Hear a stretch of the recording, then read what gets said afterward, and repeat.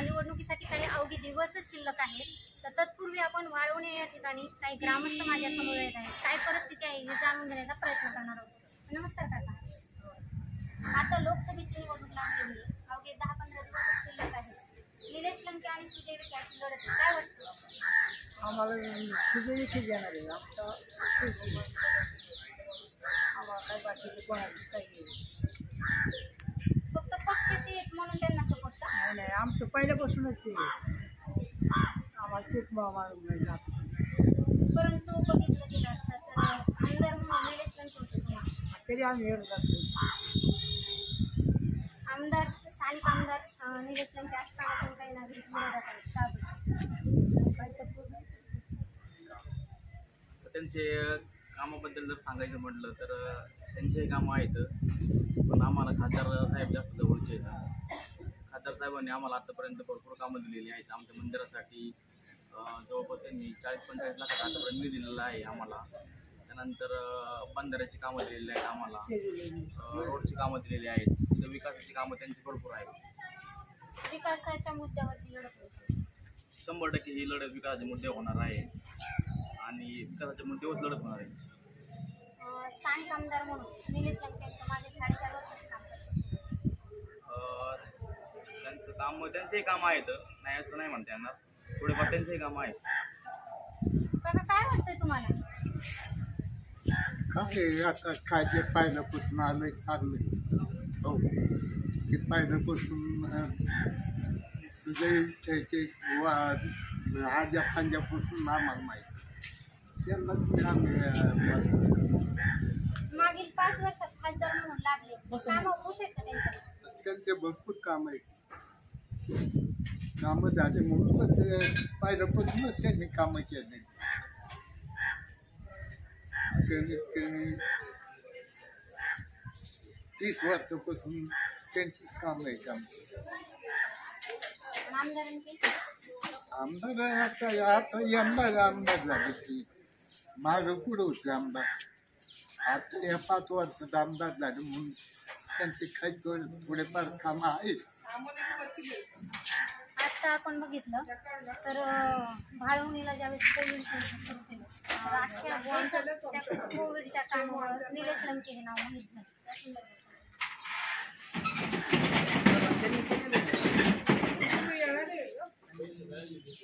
तो विषय वेगळा, पण त्यांचे पण हॉस्पिटल आहे ना, त्यांनी पण कामं केली. ऑपरेशन सोशल मीडिया आणि सोशल मीडियाचे सोशल मीडियावर दाखवतात. एवढाच फरक. कुठेतरी सोशल मीडियाचा स्टंटबाजीसाठी वापर केला असं म्हणायचं. पण सोशल मीडियाचं कसं म्हणता येईल, स्टंटबाजीसाठी पण होईल आणि त्यांना दाखवायचं आहे की सगळ्या गोष्टी सोशल मीडियावर आपल्याला पुढे रिॲलिटी लोक पाहतात. आता तुम्हाला काही आमदार साहेबांचं गाव अवघ्या काही किलोमीटरवर आहे, तर तुमचा त्यांचा जास्त संपर्क येत असेल. हो, वाळवणं आणि हंगा हे एकच गाव असं ते पहिल्यापासून म्हणतात. परंतु आमच्या गावाला पहिल्यापासून निधीचा तुटून जेवढा खासदार साहेबांनी दिला तेवढा आमदार साहेबांची जेवढी आपल्याला अपेक्षा आहे तेवढा वाळवण्याला आतापर्यंत भेटलेला नाही. आणि आत्ताची जी निवडणूक आहे ती आम्ही वरती मोदी साहेबांकडे बघून करणार आहे. आम्हाला दोन्ही निधी जवळचेच आहे. आम्हाला वरती आपलं नेतृत्व देशासाठी जे मोदी साहेबांचं फार गरजेचं आहे तेच आहे. केंद्र सरकारने ज्या मोदींनी ज्या योजना आणल्या सर्वसामान्य ते पोहोचतात का? हा मॅम, घराची कामं काही लोकांना मोफत अन्नधान्य भेटतं. लोकांना मोफत अन्नधान्य भेटते. तर ते हे शेतकऱ्यांना PM किसानचे पैसे मिळून राहिले. लोकांना नांगरटीचे आमदान भेटते.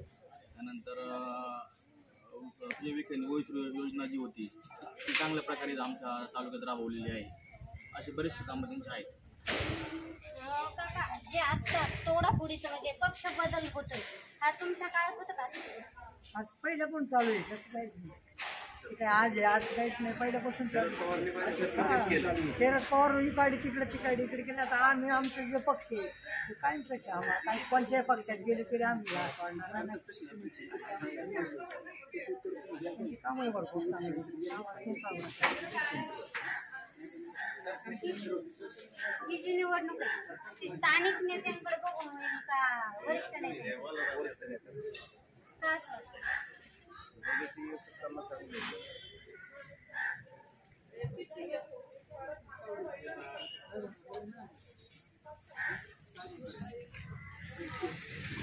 आता आपण ज्यावेळेस की शेतकरी हा कांदा निर्यात असो दूध दरावर केंद्र सरकार खूप मोठ्या प्रमाणात नाराज आहे. तर तुम्हाला काय वाटतं? कांद्याचा प्रश्न असा आहे, गेल्या 10-15 वर्षापासून एप्रिलमधले मार्चमधले जर दर पाहिले तर ह्या वर्षी सर्वात जास्त रेट होते. त्याच्यामुळे तुम्ही आयात निर्यात हा प्रश्न इतका वेगळा आहे, तो मागणी आणि पुरवठा याच्यावर अवलंबून आहे. याचा आणि सरकारचा तसा काही संबंध नाही. परंतु विरोधक आता बीजेपी सरकारला या दोन मुद्द्यावरच भांडतात की कांद्याला दर दिला नाही, शेतकऱ्यांच्या विरोधात आहे असं. आता मी वैयक्तिक सुद्धा कांदा मोठा कांदा उत्पादक आहे. यंदाच्या इतका कांदा दर कधीच भेटला नाही गेल्या 10-15 वर्षात. काय मी 1 रुपया 2 रुपये हा एप्रिल मार्च एप्रिल मे मध्ये कधीच भाव नव्हता. त्या वर्षी स्थिर भाव आहे, 13, 14, 15, 16, 18 रुपयापर्यंत एकदम स्थिर भाव भेटलेला आहे. त्याच्यामुळे तो विषय आणि या इलेक्शनचा काही संबंध नाही. विरोधक आता टीका करणार आहेत, तो मुद्दा थोडा वेगळा आहे असं आहे. आपण बघितलं गेलं की पारनेरचे जे माजी आमदार आहेत ते कुठेतरी भावनिक राजकारण करतात, हे खरं आहे का? भावनिक राजकारणाचा मुद्दाच वेगळा आहे. ही निवडणूक लोकसभेची आहे. आता लोकसभेत तुम्हाला आता डिपार्टमेंटही भरपूर आहेत. तुम्हाला प्रातिनिधिक एक 4 डिपार्टमेंट सांगतो लोकसभेचे. अगदी आमचं गडकरी साहेबांचं डिपार्टमेंट हे रस्ते वाहतूक आणि भूपृष्ठ वाहतूक, तर त्यांचं जागतिक लेवलला 1 नंबरचं काम आहे. कोणीही विरोधक नाही, काय नाही. अर्थव्यवस्थेचा विषय असेल, निर्मला सीतारामनचं काम इतकं हाय लेवलचं आहे की त्यांना आता लोकसभेचं तिकीट म्हणजे इलेक्शन लढवायला पैसा सुद्धा नाही, परंतु जागतिक लेवलला त्यांनी आपली अर्थव्यवस्था 5 नंबरला नेली.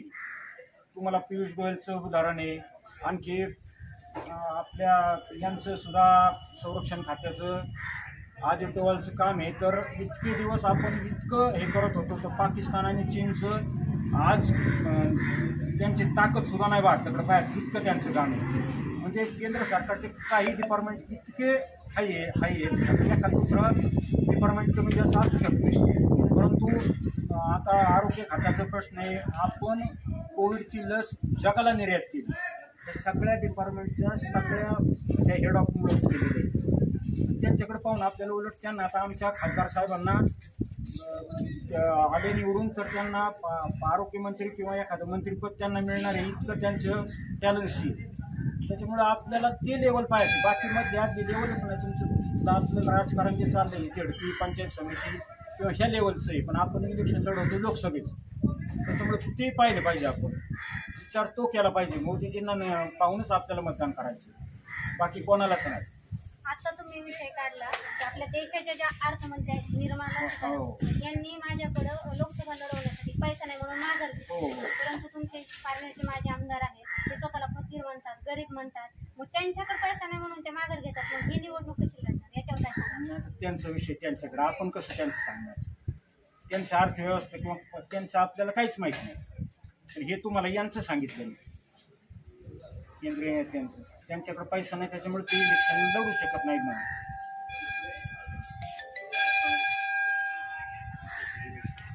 या विषयावर तुम्ही काय म्हणता?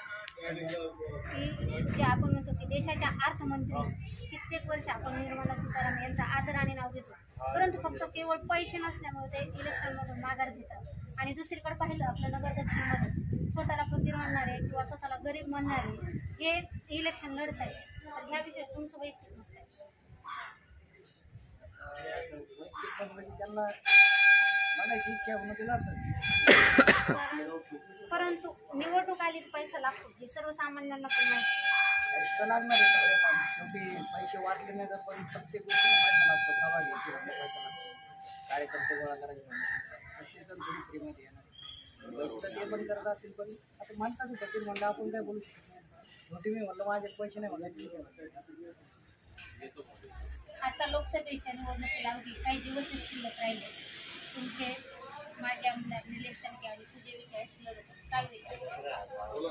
काय आहे म्हणजे जनतेचा कौल आहे. परंतु माझे आमदार जे आहेत त्यांचं तालुक्यातच जरी विकास नाही तर जिल्ह्यात काय विकास नाही, पहिला प्रश्न आहे. परंतु आज नगर दक्षिणमध्ये प्रचार सभा घेत असताना ते छाती ठोकपणे सांगतात की पारनेरमध्ये जाऊन माझा विकास बघा, मी 4.5 वर्षात जो विकास केला तो मागील 15 वर्षात झाला. तो 15 वर्षात विकास झाला नाही, तो आत्ता काहीच झालेलं नाही. ते आपण 2-3 सभेनी पाहिलं का पारनेरमध्ये पाणीच पाणी, तिथं लोकांना प्यायच्या पाण्याची अडचणी, आणि ते सांगतात प्रसारमाध्यम सभेमध्ये केरळ पारनेर तालुक्यात सगळ्यात पाणीच पाणी, पण कुठेही पाण्यात थेंब सुद्धा आले नाही. उलट त्यांची जर कामं पाहिली बोरगावला पण कुठं काम सुद्धा झालेलं नाही. खासदार म्हणून सुजय विखेंचं काम करतो. खासदार म्हणून सुजय विखेंचं काम चांगले. आम्ही ऐकतोय की पारनेरमध्ये मोठ्या प्रमाणात दहशतीचं वातावरण खरंय का? खरं आहे, खरंच आहे. पारनेरमध्ये दहशत आहेच, कारण की MIDC म्हणा कुठं कोणी काही काम केलं त्याच्यामध्ये दहशत असते. आता सोशल मीडिया समोर तुमच्यासारखं निर्भीड बोलण्यासाठी कुणी पुढे येत नाही, कारण असं म्हणणं आहे लोकांचं बरंच. आता ज्यावेळेस आम्ही पारनेर कव्हर करतो आम्हाला दिसतं की आम्ही आता तुम्हाला बाहेर देऊ, परंतु लगेच संध्याकाळी आमच्या दमबाजी होते. या गोष्टीची तुम्हाला भीती नाही वाटत? नाही, मुळातच पहिल्यापासून एवढं कशामुळे काय भीतीचं कारण काय, आणि दम दिली तेवढं आम्ही बी सक्षम आहोत. त्यांनी जर दमबाजी केली तर आम्ही तेवढं सक्षम आहोत ना. आम्ही मुळातच त्यांच्या पहिल्यापासून एवढं जातोच आहोत, त्याच्यामुळं कारणच येत नाही दमबाजीला चालणार. दमबाजी कोणाला करतात ते ज्यावेळी त्यांच्या बरोबर होती किंवा त्यांच्या त्यांच्या ह्याच्यात होती, त्यांच्या काही लाचारपणा असते किंवा काय असते त्यांना ती दमबाजी करू शकतो. आम्हाला काय दमबाजी करण्याचं कारण काय, आम्ही त्यांच्या रुपयाला सुद्धा कधी हात लावलेला नाही किंवा त्यांचं पुढं काम सुद्धा आम्हाला दिलेलं नाही. त्यामुळे आम्ही काय त्यांचं ऐकून घ्यायचं कारण काय. आता महाविकास आघाडी आणि महायुती हे 2 नाव तर चर्चेतच आहे, परंतु अपक्ष म्हणून निलेश साहेबराव लंके हे नाव चर्चेत आलेले आहे. याचा कुठल्या उमेदवाराला तोटा होऊ शकतो, कुठल्याला? तसं मॅडम ज्याच्या उमेदवारच्या वैयक्तिक नावात साम्य असतं म्हणजे उमेदवार त्याची मतं घेतो असं काही नाही. कारण एकदा एकनाथ विठ्ठलराव विखे पाटील उभे होते नावाचं यशवंतराव पाटील, तर विखे म्हणून दुसरा कोणतरी त्या सेम नावाचं माणूस, इतका काही फरक पडत नाही. परंतु आता तुमचे पारनेरचे माजी आमदार आहेत, या 2 दिवस झाले सलग अशी टीका करतायत की विखेंनी रडीचं राजकारण केलं आणि हा डमी उमेदवार त्यांनीच उभा केलाय. खरं वाटतं? रडीचं राजकारण करण्याचा विषयच काही तुम्हाला जास्त स्वातंत्र्य ज्याला उभं राहायचं तो राहिलाय, त्या थोडं खासदारांना सांगितलं तुम्ही उभं राहून आणि राहायचं सांगितलं असलं तर काय चुकीचं आहे त्याच्यात वावू काय. खासदारी सांगणारच नाहीत कधी तुम्ही उभं राहून, तेव्हा त्या उमेदवाराच वाटलं असतं आपण उभं राहायचं नाही राहायचं नाही. दिवस शिल्लक आहे. विखे आणि लंके अशी लढत काय? विखे पाटील त्यांचे भरघोस काम आहे, गावच्या विकासात त्यांचा मोठा वाटा आहे. आणि तुम्हाला तर आमदार म्हणून लंके होते, स्थानिक उमेदवार आहे. स्थानिक त्यांचे कामं तेवढे नाही. विखे पाटलांचे काम आहेत ना ते अतिउत्कृष्ट. आता आपण बघितलं तर जनसंवाद यात्रा काढली होती निलेश लंके, तर तिथे तर ते सांगतात की पारनेरचा भरपूर मोठ्या प्रमाणात विकास केला, जसं पाणी प्रश्न असेल, रस्त्याचे प्रश्न असेल, मग हे कामं नाही झाले. ते एकही प्रश्न घेतला लंक्यांच्या गावाच्या विकासामध्ये काहीच वाटत नाही. मागील 5 वर्षात खासदार म्हणून सुजय विखेंचं काम कसं?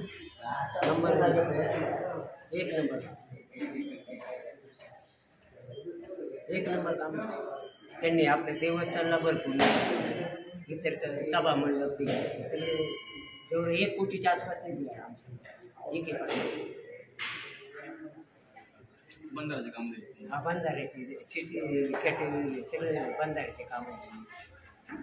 आता ही निवडणूक आहे 2024 लोकसभेची, याच्यावर कुठला मुद्दा गाजला जाईल, जसा विकास कामाचा असेल? नाही, विकास कामाचा विकास काम जे विकासाला लोक बहुमत ते विकासाचा माणूस निवडून येईल. आता आपण बघितलं लोकसभेच्या निवडणुकीला आलो की काही दिवस शिल्लक आहेत. काय वातावरण?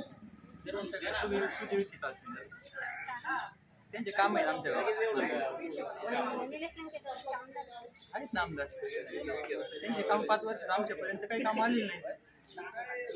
विकेची कामं आमच्या घरी आली त्यामुळे दिसते आम्हाला इथून पुढलं आम्हाला कामं मिळतील असे शेतकरी भाजप सरकारवर नाराज. आहे पण तसंच त्या पद्धतीने शेतकऱ्यांना सगळं भरपूर ते बी निर्णय होतील ना पुढे इथून पुढल्या 5 वर्षात शेतकऱ्यांसाठी निर्णय होऊ शकतो. इथून मागणी झाली बाकीचे कामं शेतकऱ्यांसाठी बी होऊ शकतात. शेतकऱ्यांना मालाला भाव निर्णय होतील शेतकऱ्यांसाठी.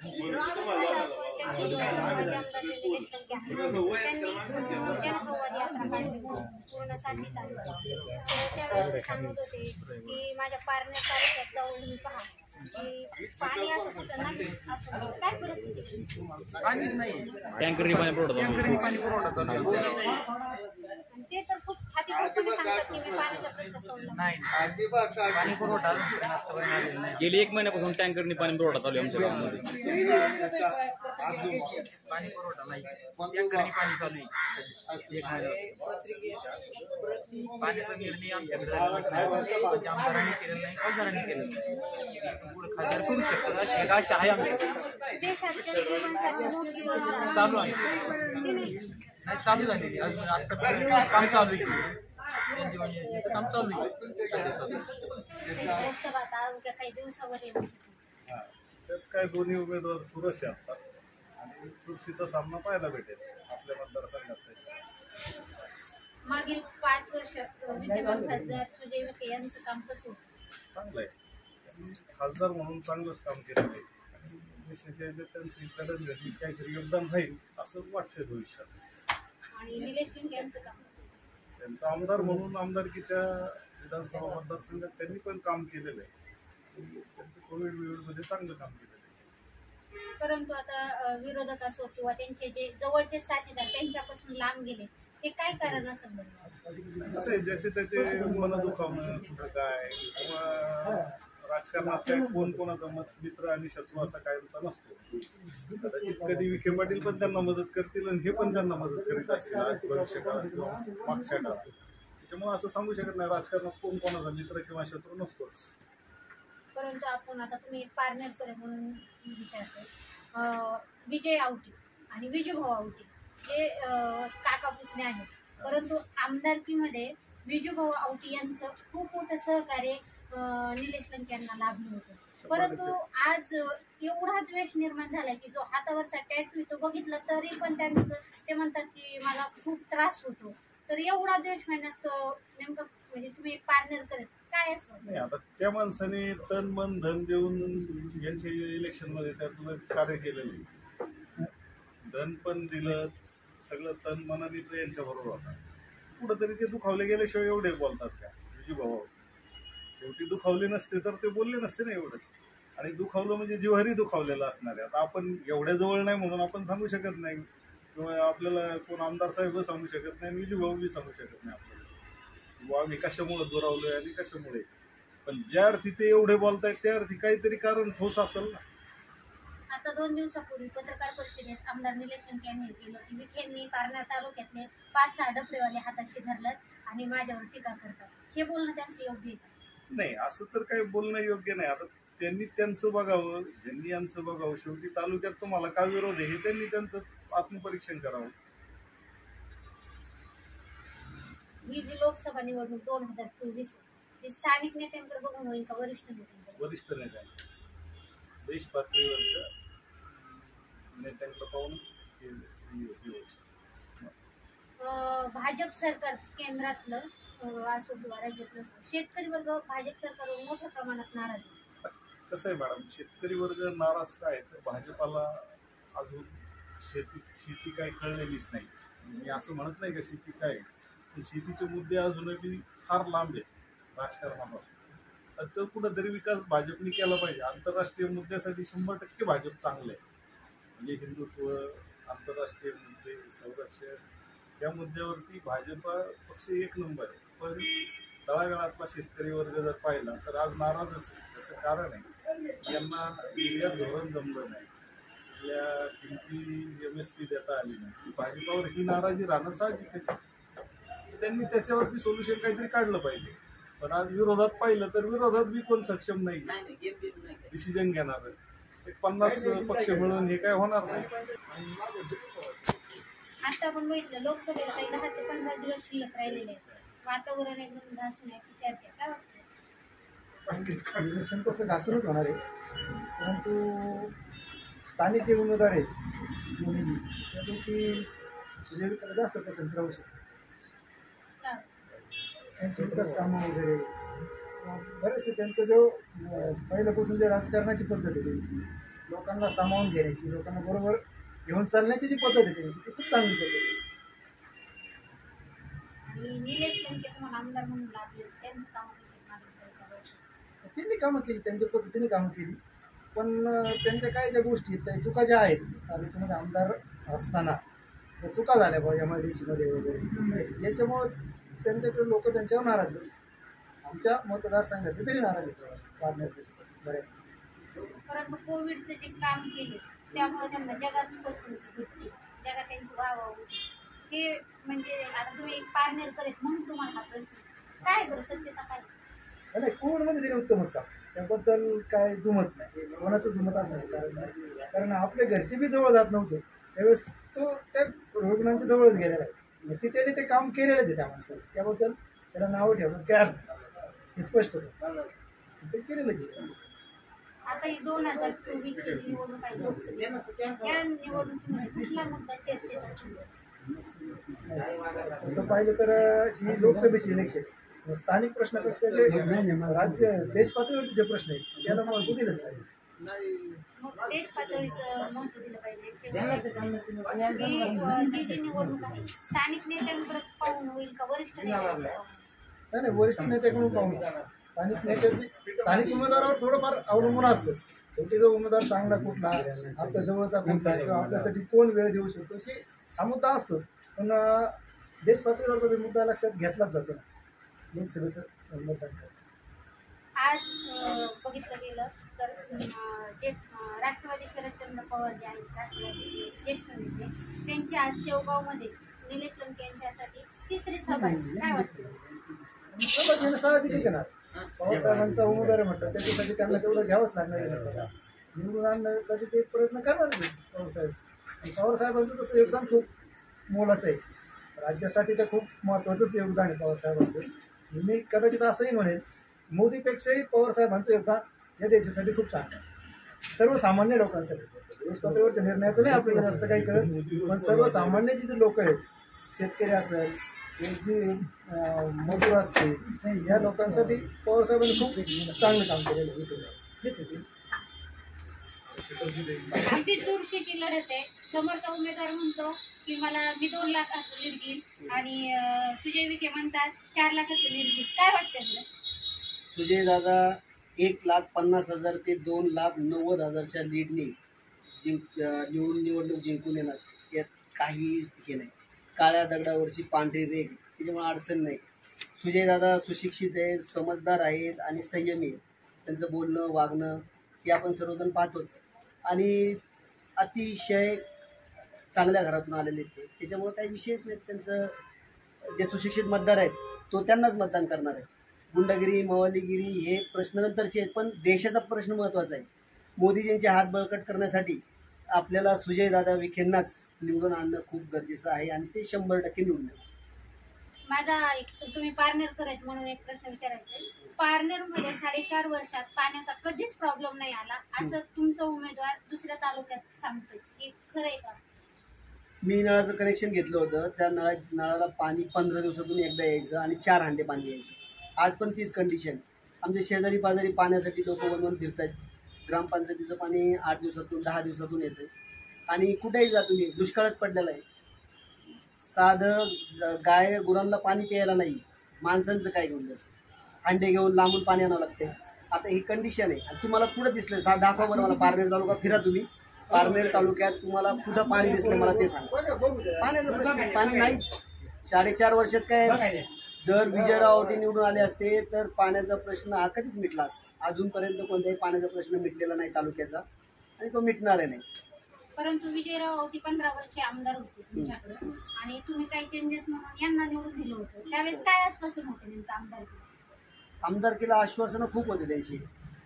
MIDC सुधरू, स्थानिक लोकांना प्राधान्य देऊ, त्यांना नोकरी धंदा देऊ, पाणी आणू, पाण्याचा प्रश्न पहिला सोडू, प्राधान्याने पाण्याचा प्रश्न सोडू, स्थानिक लोकांना इतर नोकऱ्या देऊ. तसं काहीच झालेलं नाही. त्याच प्रकारे सुजय विखे यांच्यावर पण आरोप होतो की मागच्या खासदारकीला साखळी योजनेचं आश्वासन त्यांनी दिलं होतं परंतु पूर्ण नाही झालं. काय वाटतं? आता काय होतं माहिती काय, हे काही धोरणं काही मागं पुढं पडतात. सगळ्यात महत्त्वाचा प्रश्न म्हणजे देशाचा आहे. आपल्या देशाचा प्रश्न बघणाऱ्याला तो साखळीचं समजा आज अशी काही येतात थोडेफार मागं पुढं होऊ शकतात. पण स्थानिक नेते, आता तुम्हाला नगरसेवक, ग्रामपंचायत सदस्य, सरपंच, नगरसेवक, नगर परिषदेचा नगराध्यक्ष, आमदार, पंचायत समिती अध्यक्ष, पंचायत समितीचा अध्यक्ष, जिल्हा परिषद अध्यक्ष आणि काही समिती आहेत त्यांचं, हे खालच्या पातळीवर काम यांनी केलं पाहिजे. हे काम यांचं आहे. खासदारांनी हे काम करणं म्हणजे योग्य नाही ना. खासदारांनी देशाचं बघायचं की हे कामं करत बसायचे.